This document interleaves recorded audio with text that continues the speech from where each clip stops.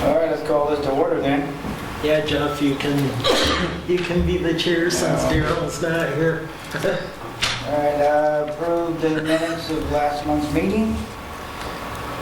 Anybody up to speed about last, we were all here last month, weren't we? I was. I think Doug was here too. So moved. I'll second. Get us up. So moved. Okay. All right, Michael, Okay. get started. Okay. First one here is community events. So last week on Thursday was our third fall festival. That was very successful this year. Families trick-or-treated up and down College Avenue. We had a bouncy house here, photo booths, a maze. Our attendance count for the event was actually up 500 people this year. Wow. Last year was about 900 people, and this year at the close of it was actually 1,400 people, so it went up quite a bit. So Sweet. definitely keeping the vendors at the fire department driveway and keeping the parking lot open was a lot easier this year, so we didn't have to direct traffic, so that was pretty nice. The only thing, luckily it didn't happen during the event or immediately after, but just something that we'll have to watch for is about an hour after, the couple blocks away, there was actually a drive-by shooting. Because our event ended at 6, and at 6:56 there was actually a drive-by gangland shooting over at 12th and Date while trick-or-treaters were out, so we'll have to watch for that, but the event went on very well, so that was good. We had food trucks, the pizza guy was back here, and then also Christian Bell now he has a coffee food truck, Cart Coffee, so he vended here, and then out of that conversation, there is a potential project on the property the Bell family owns at 8th and College, the vacant lot over here. There's a conversation we're having because once the development code update passes, that's actually going to allow food cart pods similar to Portland, where a bunch of like food carts could go in together and make like a food cart pod. And Christian and Chris Murray from the pizza truck are going to see what they could do. Maybe actually get a full-fledged food cart pod going on the empty lot over here. Because then they'll draw a lot more people to the corridor going to stores and stuff if we have that right over here. Because right now that's not allowed in our zoning code. We allow food trucks but not pods, and the new code will allow food truck pods. So. Yeah, so that came out of Fall Festival, and then the final event of the year is, believe it or not, coming up already. So Winterfest, that'll be on Thursday, December 5th. Same Thursday we typically have it. Based because of what happened last year, we moved a bunch of the events in closer sequence so we don't lose people like last year because it went a little too long and then people dissipated and came back for fireworks or just watched from their house. So we'll kick things off around basically 4 p.m., have the winter market at the fire department and things of that sort. We'll do the parade again around the 5:15 p.m. time frame. We'll shut down College Avenue basically from 10th up to Whitman and do the lighted parade. Then we did get musical entertainment, I found out, so we typically are always scrambling until the last day on that, but we actually did get one of the farmers market performers who was willing to do it, so there'll be entertainment in the fire department as well as a parade award ceremony. Tree lighting will be around 6:45, and then 7 o'clock will be fireworks, and thanks Columbia REA for paying for that. You bet. Yeah. So that will be the game plan for Winterfest. So the things, and I can send a reminder email to get the word out. Andy's mark already turned it in already, so that's good. But for everyone else, get the forms out for the parade. So if the chamber could get that out to members, because a lot of folks still aren't used to the fact that we have something over here now. So, and then also for folks who want to actually vend at our indoor event, they're able to do that too. But yeah, that's gonna come up in about a month already. So you're gonna send an email out? Yep. Okay. Yeah. And yeah, if you could fill it out and then circulate it to whoever you could think of, because we try and make sure that the parade grows every year too. Although we're going to try to figure out how to augment staging, because last year we actually ran out of the room, so. You ran out of room. As far as staging, before the parade started. Oh, you mean where we're staging? The Oh, neighborhood streets, we ran out of the room last year, so. Yeah, because you can only go so far on 10th. and Yeah. then run into, Yeah. yeah. Well, in my street doesn't have sidewalks, so we're gonna have to restrict driving in that neighborhood that time, because it just turned in, it was a nightmare last year, so. Well, because I rode with a bike group, and the top of his bike actually just missed the power line over there, so. Well, you don't really realize how big Charles's bike is until you're trying to navigate that thing down a residential street. So, yeah. But yeah, that's coming already. So does anyone have questions, comments, or concerns about Winterfest? We'll get out the posters. I would say if you call market it, because again, it's still a learning curve. People are still realizing we're doing stuff over here, so. Yeah, if you can send us out a really nice PDF Yeah. or whatever, then we'll put it on our Facebook, like we did the Fall Festival. Mm-hmm. We rotated it on our Facebook page Yeah, I saw that. and then on our website. Okay, we can do that. Okay, so that's that. And then the other thing, just let y'all know about Unified Development Code. That went through council for first and second readings, so I am expecting that they're going to vote on it this upcoming meeting on November 12th, and then all the good stuff, including accessory dwelling units, licensing code for short-term vacation rentals. We aren't going to do anything like what Walla Walla did, it's just a license. And then the food cart pod thing will be in there too, and then simplification of the zoning districts, but that will pass on November 12th, so if you're intrigued on that, that's when the meeting will be, and that should finally be done. So, questions about that? No? Okay.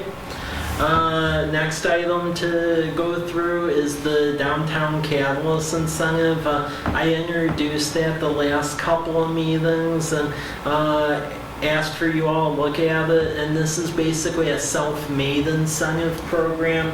And the state has found you can't do it with utilities, but you can do incentive programs like, for instance, on building permitting fees and site plan reviews and so forth. So what this does is, in essence, if someone is willing to turn in an application, say that they're going to follow our design standards, put in mixed-use structure, but also have dwelling units in it, and it's a new construction of at least 2 stories, and it has it actually will be a catalyst for additional development on College Avenue, and they do the site and architectural designs and a public benefit onus.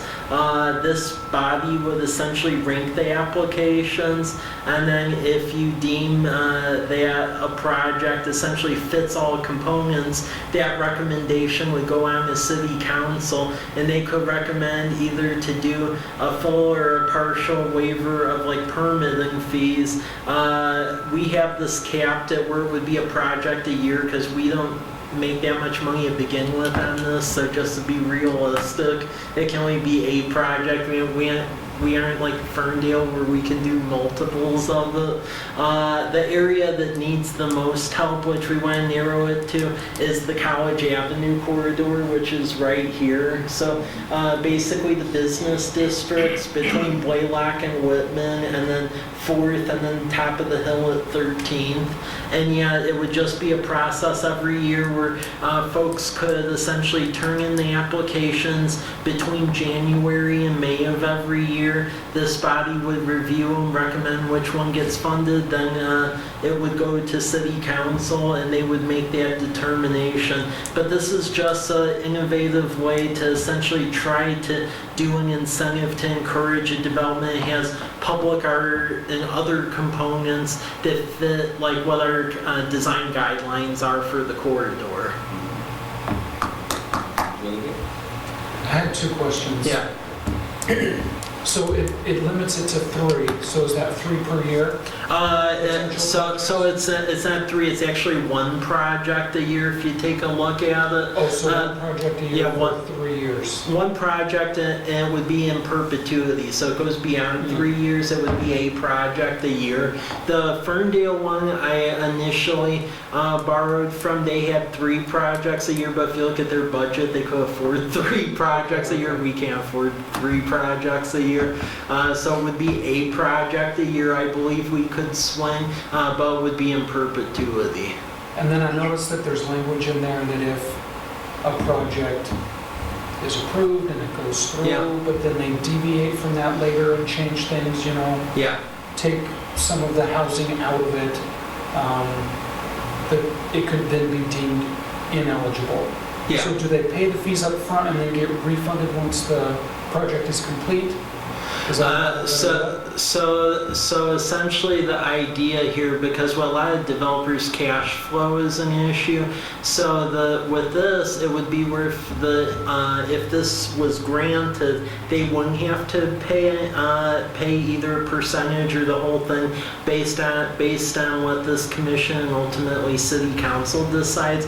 What that part of code just means is that should they violate that, they would either have to work out an additional agreement with us, or they would have to essentially pay part of it back or do something. I mean, the ultimate hammer, even, let's say if they said hypothetically, they signed the agreement, but I know some people in town probably would go this route and say, oh, well, I just don't feel like it. Well, technically, within the charter of a non-code city, we would have the ability to put a lien on it if they just outright violated what they signed. We always try to avoid that, but that is the ultimate hammer we have should it come to it.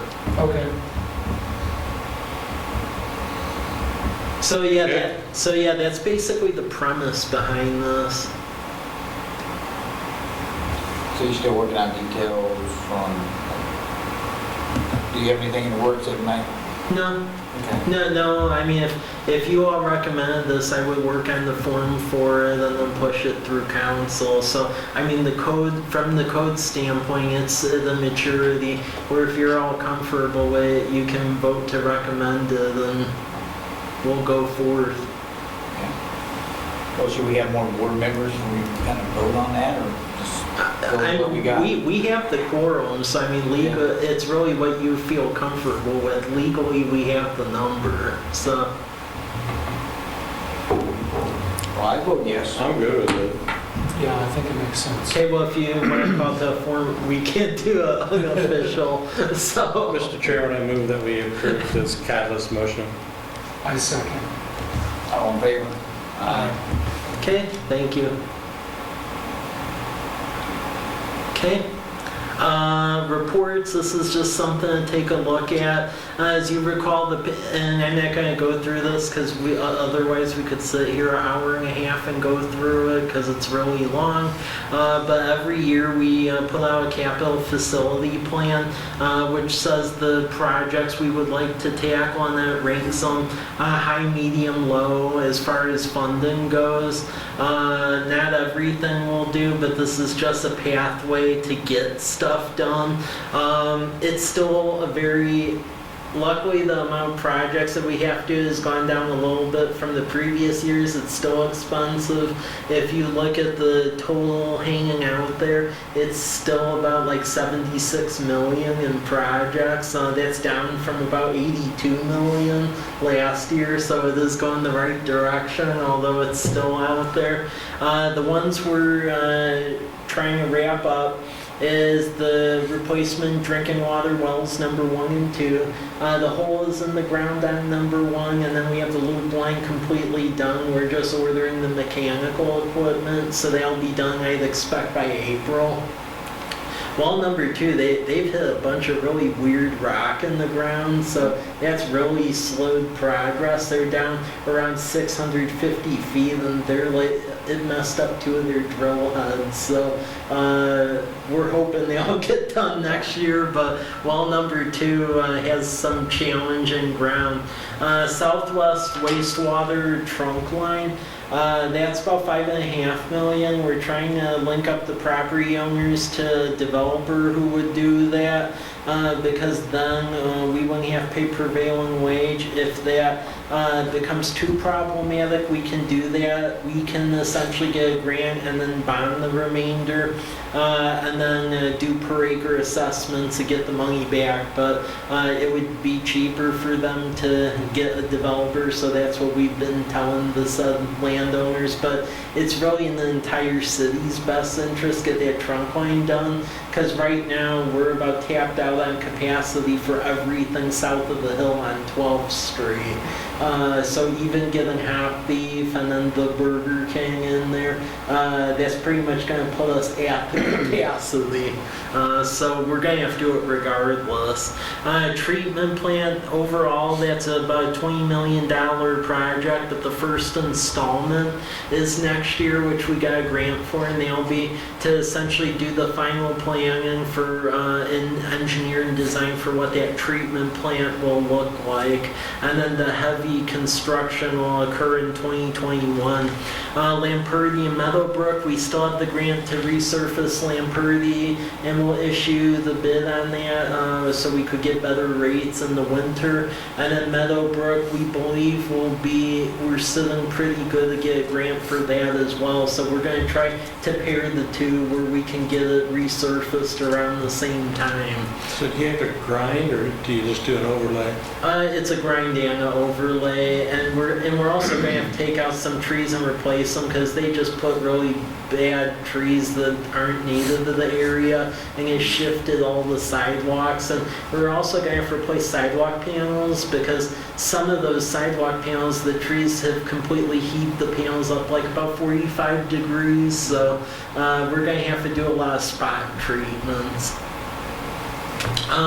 For bikes, we end up getting a full grant for that. So basically what that's going to be is at 4th and Academy Way. It'll extend the cycle track to College Avenue, but then the cool part about it is that it's going to pay to put in pedestrian lighting just like College Avenue. So those pedestrian pole lamps will actually get put the entire way down 4th Street from College all the way to Academy, and then Academy up to Whitman. So I know some people get irked about the whole cycle track thing, but as I told the university, if they ever want pedestrian lamps and for us to pay for them, that's like the only way that's going to happen. So that's what's going to happen. So that'll be next year. We got a state CDBG grant finally for sidewalks, so we'll be putting in new sidewalks on Bate from 7th to 10th, 5th to 6th. And then Davis on the backside of Walla Walla University from 3rd to Whitman, and then the north side of 12th from College to Bate, because those are streets that are missing sidewalks on both sides, and the state will pay for that. And then Lions Park, we're going to continue to set aside money from our REAP funds to renovate that. And the goal with that is we're trying to get enough community partners together where by 2021 we'll have enough of a war chest to actually do the full renovation out there. But the full renovation for Lions Park is $2 million. About 1.5 million of that is the park itself. 500,000 of it though is the pond, because right now the entire Garrison Creek Heights subdivision in 12th Street is draining into it, and then it causes algae blooms, and then the state gets really angry at us because of water quality. So yeah, that's going to be a major project because for the pond we basically have to disconnect it from Garrison Creek and basically build 2 sets of weirs to bring water in and out of it.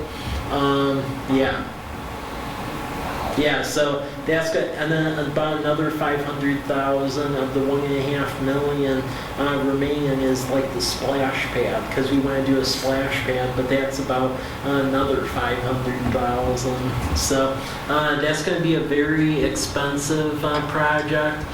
You can go through this, and then you just see the various items. Next year, we also want to get irrigation for North Park, West Park. There's a really interesting looking parklet, the Cascade Natural Gas Abandon on 12th Street that we got over by Newgate. So we want to turn that into like a parklet with benches and stuff. Right now it's just a gravel lot, and there was like a guy who was trying to sell cars from the property, and we had to put signs on it not to do that. So we want to turn that into a parklet, and then also put in a shelter at Harvest Meadows Park across the highway, because right now that doesn't really have equipment like the rest of the parks. And then for street projects, we're trying to get a legislative appropriation, we believe we will, for next year, to basically get Cedar Avenue and then Damson redone. It almost got through last year, but there was like a hiccup in like how the Senate did their transportation capital budget, and it got thrown out at the last minute. They think they could shove it in this go around. So Cedar and Damson we really need, and those are like our big ones as far as corridor improvements go. Storm projects, our big one is going to be actually right by your house, Jeff. My truck right there. So Are they gonna build like a canal or something, or do you even know? the engineer is right now questioning that because we have really funky right-of-way through there. So, and because we're touching it per state statute, we actually have to build a sidewalk on one side, which even compounds the situation. So we're going to have to reinforce curb along the creek. And at the end of the day, I would not be surprised with 10th Street if we have to turn that one way in order to maintain parking, because otherwise I think we're going to get in a situation where either it's one way and you have parking, or it's two way and you have no parking, because we need to put sidewalk on one side, and then we're also going to have to reinforce the curb and have some separation between the creek and the back of curb. Otherwise the road will just fall in the creek that we rebuild. So that's going to be a really weird project. That I know the engineer we hired is a bit perplexed. It's really weird through there. Yeah. Outfalls, we need to start replacing those because per state regulations, you should have like filters on all of them. City of Walla Walla does. We don't on any of ours, because we never dealt with stormwater before last year. So now we basically have to play catch up with about 80 outfalls and essentially put filters on them. So that is interesting. Street projects with that is chip seal, 4 bikes, Lamperty, Meadowbrook resurfacing that. The developer of Villages at Fort Walla Walla will pay for a flashy stop sign at Whitman and Larch to turn that into a controlled 4-way intersection. No roundabout? No. Not there, because we actually had a study done, and they said by 2023, even when traffic counts warrant it, they said that intersection would best be served with a traffic light. Now, the one that they are recommending a roundabout go at, which when we get to that point is probably going to be interesting, is 12th and Larch. They're saying that that intersection would best be served to a roundabout by about 2023, 2024. Really? Yeah, that the traffic council warranted. Wow. Yeah, so for Larch and 12th, they're saying the roundabout fits the profile on that. Another thing we're going to try to get to is putting rock on our section of Myra Road. A lot of people don't know this, but we own a little section between Rose Street and Electric Avenue, and they put wood chips on it, and now it's all like falling into the street, and it looks really bad. So we want to get boulders over time, and there's like this boulder truck that just throws them. But it's quite expensive to do the entire corridor. We think is around 100,000. So we're probably going to do it over a 2-year period to split the funds out.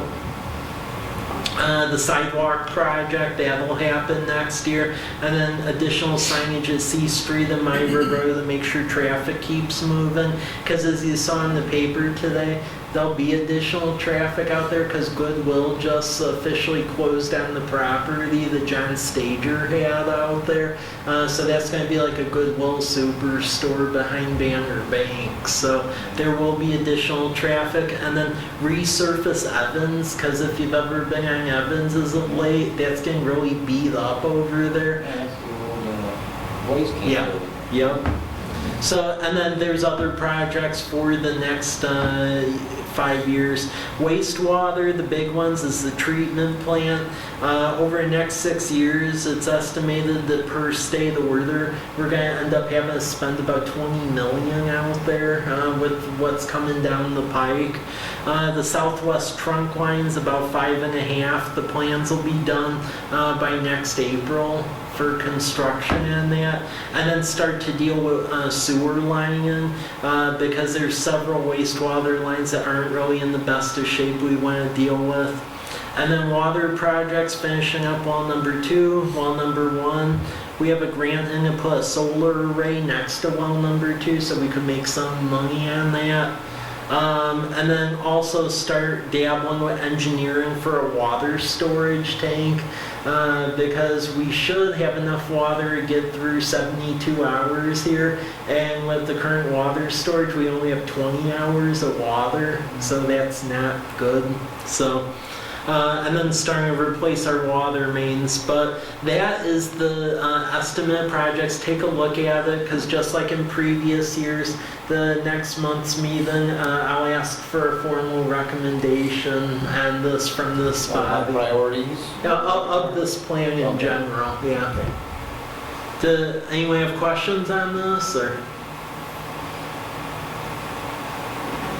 Yeah, it's just a boatload of money. That's a lot. Yeah. That's a lot of work to do. Yeah, I know.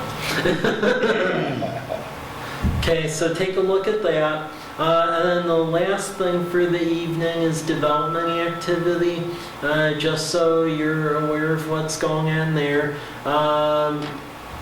A couple of different things that have appeared on the radar is that car wash site at 9th and College Avenue. That's called Project Corner Retail. At first they were thinking of doing the Dutch Brothers and that fell through.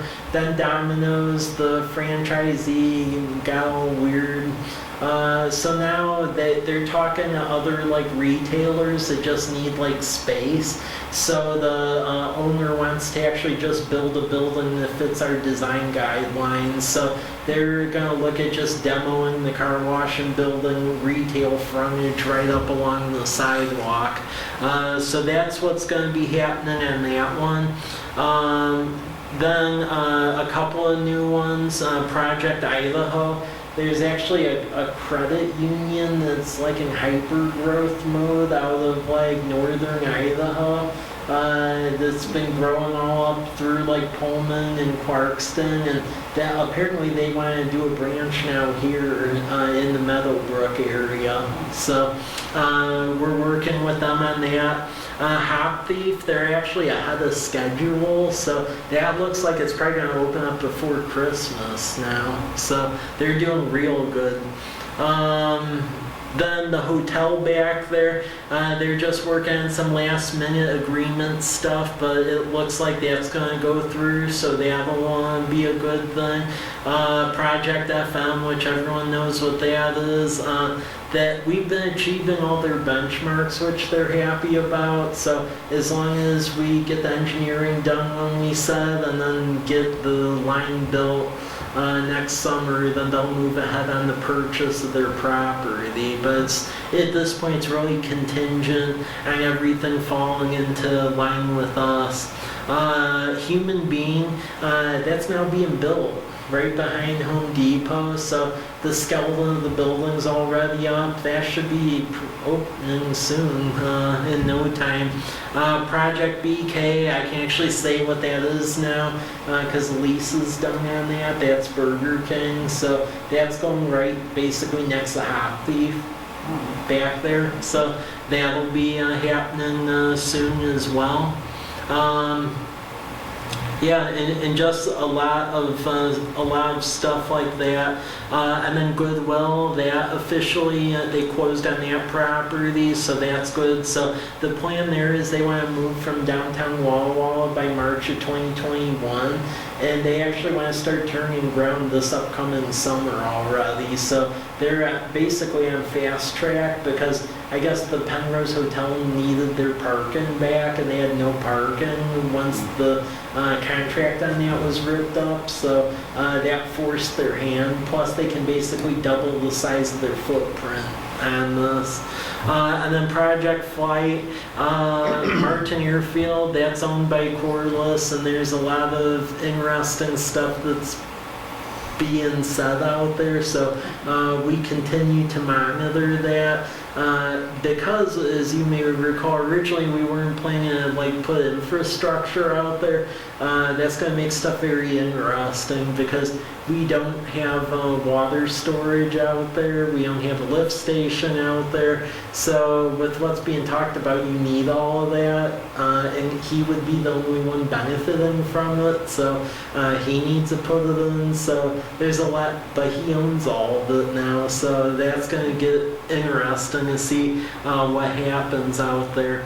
And then with the pizza guy, we actually signed a lease agreement where he's actually leasing space in our parking lot to sell pizza on Tuesdays and Thursdays from his fire truck. Yeah. So yeah, we're just allowing that until a farmer's market comes back, and then he's in talks with Christian Bell and the Bell family about doing a food cart pod once the new development code starts.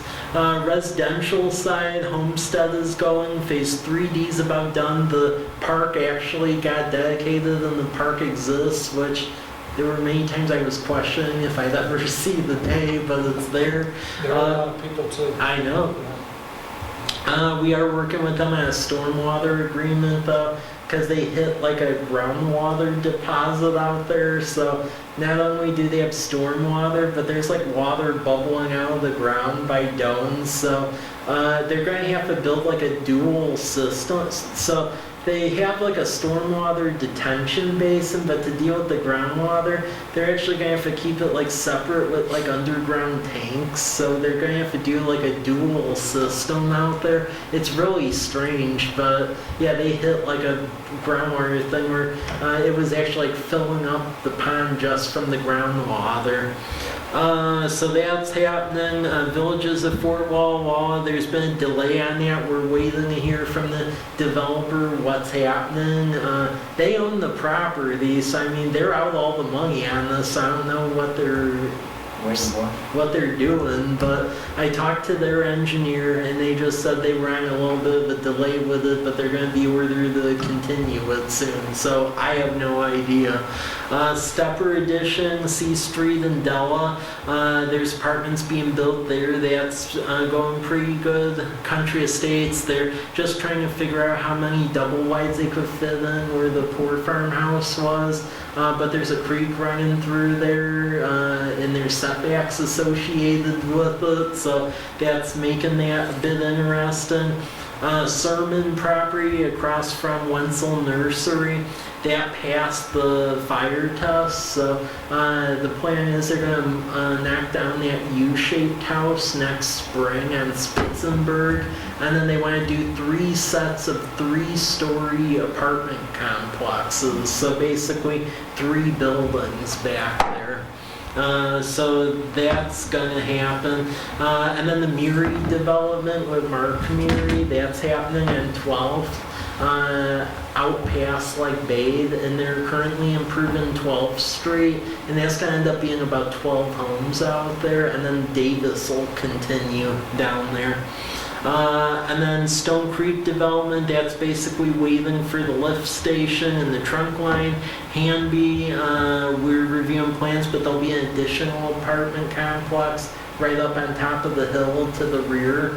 And then the other one is Whispering Creek on 8th Street, and the plan with that is they're going to have a hearing examiner meeting next month to formally let out that project. They're just having groundwater issues because that creek goes right up against the property, so they may not be able to fit the amount of lots they thought they were going to, so that's leading to some complications.